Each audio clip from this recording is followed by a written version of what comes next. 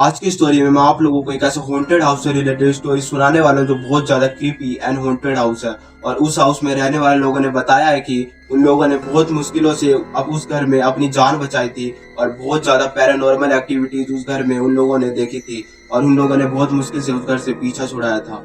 तो जो बहुत ज्यादा क्रीपी एंड हॉन्टेड है और उन लोगों ने बड़ी मुश्किल से उस घर में अपनी जान बचाई थी। तो आज मैं आप लोगों को इस स्टोरी में उन लोगों के बारे में और उस घर के बारे में बताने वाला हूँ। तो वीडियो स्टार्ट करने से पहले आप लोग मेरे चैनल को सब्सक्राइब कर लें एंड वीडियो को लाइक कर दें। मैं काफी ज्यादा मोटिवेट होता हूँ नेक्स्ट वीडियो बनाने के लिए। तो वीडियो फैमिली है, उन फैमिली में उसके जो पिता है उनका नाम है रमेश और उनकी एक वाइफ है और दो बच्चे हैं जिनमें एक बेटी है और एक बेटा है। तो वो जो रमेश जी है वो बताते हैं कि वो जब बेंगलुरु में पहले रहते थे तो वो आईटी कंपनी में जॉब किया करते थे और जो रमेश जी को उस कंपनी में काफी ज्यादा समय हो गया था। तो उसकी कंपनी के जो बॉस थे वो रमेश पे काफी ज्यादा भरोसा करते थे। तो इसलिए उसको रमेश को एक अपॉर्चुनिटी मिली अपने बॉस की तरफ से कि तुम्हें कर्नाटक जाना है और वहां पर जाके उनकी कंपनी का वर्क करना है। उसके लिए तुम्हें काफी ज्यादा पैसे मिलेंगे और तुम्हारी सैलरी भी काफी ज्यादा बढ़ जाएगी। तो रमेश इस चीज के लिए मान गया और उसने बेंगलुरु से कर्नाटक में अपना घर शिफ्ट कर लिया और कंपनी वालों ने ही उस रमेश को वहां पर कर्नाटक में रहने के लिए एक घर दिया जो काफी ज्यादा बड़ा एंड सुंदर था। तो उसने अपनी फैमिली को बताया ये सारी चीज। तो उसकी फैमिली ने रात को ही पूरा का पूरा सामान पैक कर लिया और रमेश सुबह होते ही एक गाड़ी बुक करी और निकल गए कर्नाटक की तरफ। कर्नाटक जाने के बाद वो लोग उस घर के बाद पास जब पहुंचे तो वहां से एक आदमी निकल रहा था जो रमेश से कहता है कि तुम्हें ये घर नहीं लेना चाहिए था क्योंकि यह घर काफी ज्यादा क्रीपी एंड हॉन्टेड है, क्योंकि इस हाउस में पहले एक आदमी था जो मर गया था फांसी लगाकर और उसके बाद उस आदमी की जो आत्मा है वो उसी घर में रहती है। रात को उस घर से काफी ज्यादा अजीबोगरीब आवाज आती है, चीखने चिल्लाने की वहां से आवाज आती है। तो यह सुनने के बाद रमेश ने सोचा बॉस को उसी टाइम फोन लगाता है। फोन लगाने के बाद उसका बॉस बताता है कि तुम्हें यह सब चीजों की सोचने की कोई जरूरत नहीं है, आज के जमाने में यह सारी चीजें नहीं होती है, तुम्हें अपने काम पे फोकस करना चाहिए, यानी इन सब चीजों पे। तो रमेश ने भी यही सोचा, पढ़ा लिखा आदमी था, आईटी कंपनी में जॉब करता था। तो वो उसने भी यही सोचा कि ऐसी चीजें सब बकवास है, नॉर्मल बकवास है, सारी चीजें ऐसी कुछ नहीं होती है। तो उसने घर में घुसते हैं और घर में घुसने के साथ ही में उन लोगों ने जब दरवाजा खोला तो दरवाजे से एक चर सी आवाज आई और आवाज आने के बाद वो लोग जब अंदर घुसे तो वो कम जो अंदर घुसने के बाद जो वो गेट था वो अपने आप ही बंद हो गया। तो वो लोग ऊपर चले गए। उस टाइम उन्होंने गेट पे नोटिस नहीं करा कि गेट कैसे बंद हुआ। उन लोगों ने सोचा कि यह हवा से अपने आप बंद हो गया होगा और घर में घुसने के बाद उन लोगों ने देखा कि पूरे घर में जाला लगा हुआ है, मकड़ियां हैं, चमगादड़ है जो उसके छत पर ऐसे ऊपर बैठे हुए हैं और काफी ज्यादा अंधेरा है उस घर में। तो उन लोगों ने सामान को रखा और साफ और कुछ लोगों को बुलाया जो उस घर की सफाई कर रहे थे। लोगों ने उस घर की पूरी सफाई करी और एक फोटो मिला उस घर में से। वो फोटो और किसी का नहीं, उसी व्यक्ति का था जिसने उस घर में आत्महत्या कर लिया था, फांसी लगा ली थी।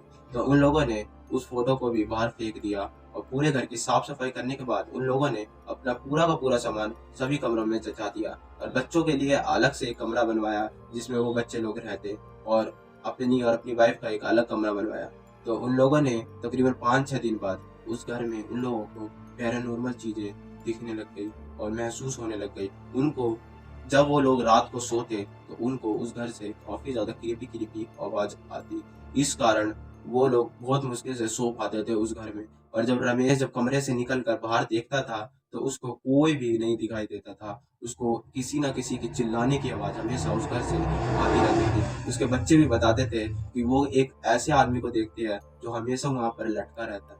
तो उसके फादर ने यानी रमेश ने उस बात पर गौर नहीं करा और उन सब चीजों पे गौर नहीं करा क्योंकि उसको लगा कि उसके जो बच्चे हैं वो मजाक कर रहे हैं और झूठ बोल रहे हैं। ऐसा कैसे हो सकता है कि घर में कोई लटका हुआ उन बच्चों को दिखे। तो रमेश अपना घर से ऑफिस जाता, ऑफिस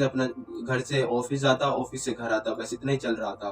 तो उसकी वाइफ एक दिन किचन में खाना बना रही थी और खाना बनाने के बाद वो फ्रिज से जब पानी निकाल रही थी तो उसको गेट पर से एक ऐसे नोक नोक की आवाज आती है और आवाज में नोक नोक की जब आवाज आती है और जब वो गेट के पास जाकर देखती है तो कोई भी नहीं रहता। फिर दोबारा वो अपना काम करने लग जाती है, फिर दोबारा उसको नोक नोक की आवाज आती है और वो जब जाकर देखती है तो वो देखती है कि कोई आदमी उसके गेट के थोड़ी सी आगे खड़ा है और वो बहुत तेज चिल्लाती है कि कौन है कौन है। तो उसके बच्चे भागते हुए आते हैं और जब वो बच्चे उसके भागते हुए आते हैं तो वो आदमी एकदम से गायब हो जाता है।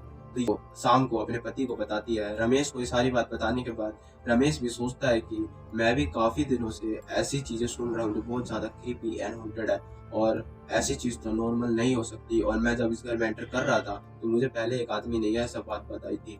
तो उसने अपने बॉस से बात करी कि अब मैं इस घर में नहीं रह सकता, तुम मुझे के लिए मैं इस घर में नहीं रह सकता, क्योंकि ये घर काफ़ी ज़्यादा हॉन्टेड है और इस घर में मेरे बच्चे बीवी सब डर रहे हैं। तो उसका बॉस कहता है कि ठीक है, तुम्हें बस 1 महीना और रहना है, उसके बाद मैं तुम्हारा घर चेंज करवा दूँगा।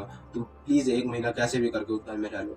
तो वो आदमी जो रमेश था वो इस चीज़ के लिए मान जाता है और उस घर में दोबारा से रहने लग जाता है। तो कुछ समय बाद वो जो आदमी था जो मरा था, वो उनको सीधा-सीधी दिखने लग जाता है और उसके बच्चे की, रमेश के बेटे की तबीयत काफ़ी ज़्यादा ख़राब रहने लग जाती है। और रमेश के जो बेटा है वो बताता है कि उसने उस घर में काफ़ी ज़्यादा ऐसी-ऐसी चीज़ें देखी है जो बहुत ज़्यादा क्रीपी है। और वो उसका बेटा बताता है कि उसने उस आदमी को अक्सर फर्स्ट फ्लोर के कमरे में देखा है जो हमेशा लटका रहता है और वो सिर्फ़ उसके बेटे को ही दिखाई देता है। तो यह सब उसने अपने पापा को बताया, तो उसके पापा काफ़ी ज़्यादा डर गए इन सब चीज़ों से, क्योंकि वो लोग कहीं न कहीं उस घर में सिर्फ़ रहने के लिए आए थे और उनको यह सारी चीज़ें देखने को मिल रही थी, तो वो काफ़ी ज़्यादा डर गए थे। तो उन लोगों ने एक पंडित से बात करी और पंडित ने जब यह सारी चीज़ें सुनी तो उसने बताया कि पूर्णिमा की रात को इस घर में हवन करवाना पड़ेगा। तो उसने उस घर में हवन करवाया पूर्णिमा की रात को, और हवन कराने के बाद उस घर से काफ़ी ज़्यादा चीखने-चिल्लाने की आवाज़ आने लग गई कि जाओ, जाओ इस घर से भागो, भागो। इस घर में तुम रह नहीं सकते, इस घर में मेरी चलती है, सिर्फ़ मेरी चलेगी, तुम हवन करा के मेरे को इस घर से नहीं निकलवा सकते। तो पंडित ने उसी टाइम हवन रोक दिया, क्योंकि पंडित की जान पे भी मुसीबत आन पड़ी थी और वह आत्मा पंडित को मारना चाह रही थी। तो जल्दी से पंडित ने वो हवन रोका और पंडित ने कहा कि जल्द से जल्द तुम इस घर से निकल जाओ, नहीं तो तुम्हें यह आत्मा मार देगी। और यह यही इंतज़ार कर रही है कि तुम कब इस घर से जल्द इस घर से नहीं निकलते तो तुम्हें ये आत्मा मार देगी। और उसके बाद उन लोगों ने उस घर को छोड़ दिया और कर्नाटक से वो दोबारा बेंगलुरु आ गए, और वो दोबारा बेंगलुरु आ गया रहने के लिए, और उसने वही काम दोबारा करा जो उसका बॉस उसको देता था बेंगलुरु में ही। तो उसने अपना वर्क था जो अधूरा था उसको अधूरा ही छोड़ दिया और रमेश की जगह किसी और को उसका काम दे दिया गया। तो यही थी गाइस आज की स्टोरी। आप लोगों को कैसी लगी प्लीज कमेंट में बताना। चैनल को सब्सक्राइब करना, वीडियो को लाइक करना। मैं मिलूंगा आपको नेक्स्ट वीडियो, जब तक के लिए बाय बाय।